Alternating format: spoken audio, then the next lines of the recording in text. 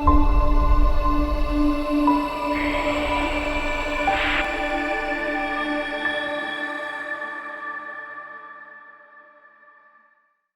I'm Ryan Holiday. I'm the author of 3 books, Trust Me, I'm Lying, Growth Hacker Marketing, and The Obstacle is the Way. I own a marketing company called Brass Check, which works with authors, media outlets, and entrepreneurs. I live in Austin, Texas.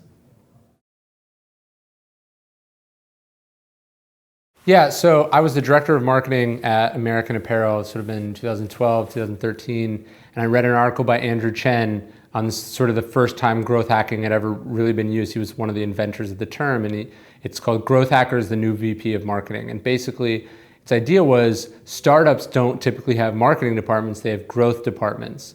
And that emphasis has created a lot of really interesting, fast-growing companies. And so as someone who worked in the marketing department at a traditional company, I tried to learn as much as I could about their way of thinking to apply it to what I did. And ultimately, the book just came out of some of that personal exploration. I think you could probably, it's like, what is a marketer, right? A marketer, we know as someone who does these sort of various tasks associated with marketing, right? Maybe doing advertising campaigns or setting up parties or working with celebrities or influencers. A growth hacker has one job, and that's to grow whatever the product they're working on and to grow it very quickly. Because a startup is starting at zero. Whereas a traditional company has fans or customers and they're trying to grow, a startup is trying to go from nothing. So I realize that growth hacking can be a bit of a buzzword, but I sort of see it as marketing in its purest form. It's if you took traditional marketing, direct marketing, sort of product development, business development, engineering, you sort of combined all of them into one person whose job, one person who's sort of fluent in all these different fields, but all they cared about was what worked for this specific product at this specific moment, sort of reinventing marketing from the ground up that way. That's what I see a growth hacker is doing.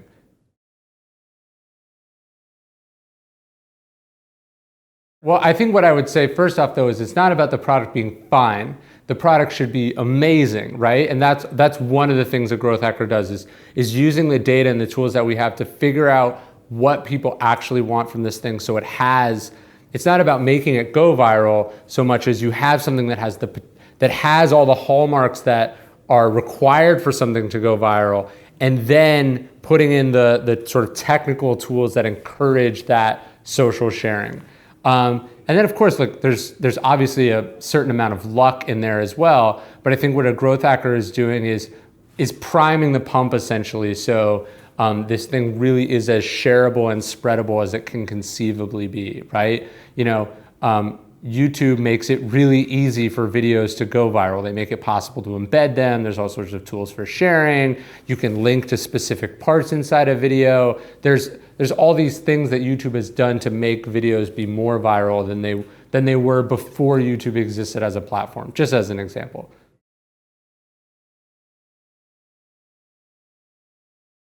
I don't think that everyone needs to go out and be a programmer, especially if that's really not what you're good at. But I think you need to have some fluency or understanding of what's technically or not technically possible, right? Like you need to be able to, it's not so much can you program, but can you interface and work with programmers? Can you think about how they think about the world? And can you think about things from a sort of a product first standpoint rather than from a marketing first standpoint? So I think that's much more important. If you are a young person, you're trying to work in the marketing field, I would say don't go work at an agency where you learn how they market stuff. I think you want to go where someone's making something. You want to work on something that you can take from nothing to something, because that's how you learn the whole sort of stack. Not, hey, I was an intern for a marketing agency that had a large client on retainer, because you're doing, marketing agencies do very little marketing. So much of what they do is client management, right? And that's great, and there's a lot of money in that, but I think you should understand you should actually know how to make something succeed more than you know how to sit in meetings and make PowerPoints and that sort of stuff.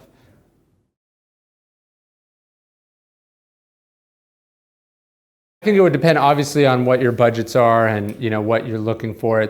But I would say the things I would look for would be someone who's young, someone who's hungry, someone who's looking to really prove themselves, someone who actually believes in this product. I think one of the mistakes I see is like, it's not just a job. It's like you got to live and breathe this thing if you really want to sell it. So I think that's something. If I was looking for someone more experienced, I'd want to say like, what track record. I would look at their track record. Do they have experience making something? Do they have experience taking something from an idea to a thing that has traction? That's like one of the hardest things to do in the world. So I would look for experience there. Then this person worked at Google, but they didn't do any of they didn't get their hands dirty. I think rule number one of content marketing is, why are you doing content marketing, right? I think sadly the answer for a lot of people is because everyone else is doing it. And that's a really crappy reason to do something, right? So I think content marketing is successful when a company has something that they want to say, that they really want to say. And if they don't, then they should stick to other forms of marketing, because content marketing it's either very expensive and very unsuccessful, or it can be very cheap and very successful. And so if you want that latter part, you've got to actually like what you're doing. So when I think about content marketing, I'm thinking, what is something that only I can say that people want to hear? And how can I reasonably expect this to help my business? Just writing articles that get traffic, unless you have to actually think through how this helps your business. Like, you don't get an award for just having gotten a lot of traffic.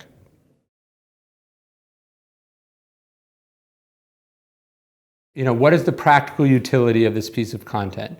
What in it polarizes people? Right? Like, I like to think like some people love it, some people hate it, right? What about it makes, like, people share usually because they agree with it or disagree with it, or it says something about their identity. And so the best content, most traffic is going to come from social sharing. So like, is there something here worth sharing? And if there's not, then why write it?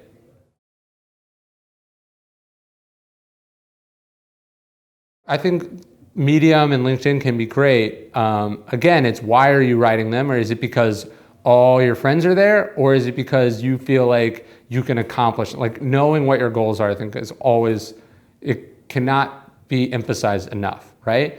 But yeah, I love republishing articles that I've done there. I love interacting with people. I think instead of hoping the media talks about you, you can talk about what you're doing yourself, and you can do it quite successfully.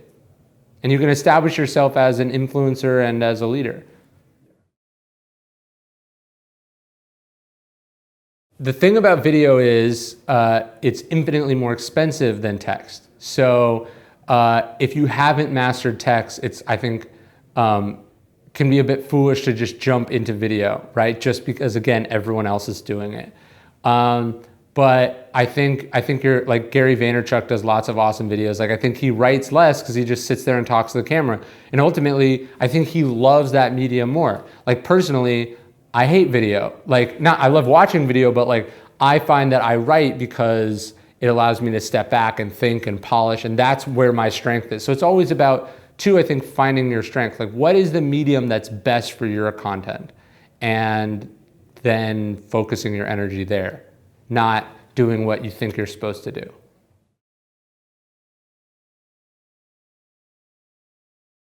So I love Twitter just because I think there's so many smart people on it, and you can follow. I love Twitter. Twitter's probably the one I check the most. I like Instagram a lot. I guess if you consider YouTube a social network, it's pretty great. But I think what I always say is that social networks are great, but at the end of the day, you don't own your audience there. and you should always be focused on an email list instead. Or not instead, but if you're neglecting an email list to build social media, you are being foolish.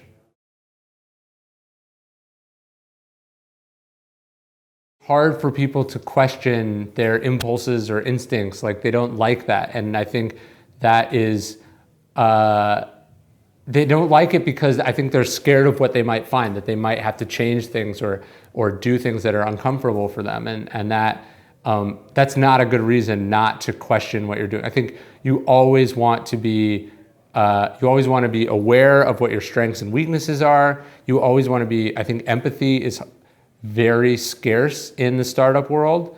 And that's how you get so many products with ridiculous names and, very tenuous, value propositions and such, because nobody bothered to ask, like, who would use this thing? Would anyone, like, don't you feel stupid saying this? Like people don't do that. So, and I think it costs them quite a bit.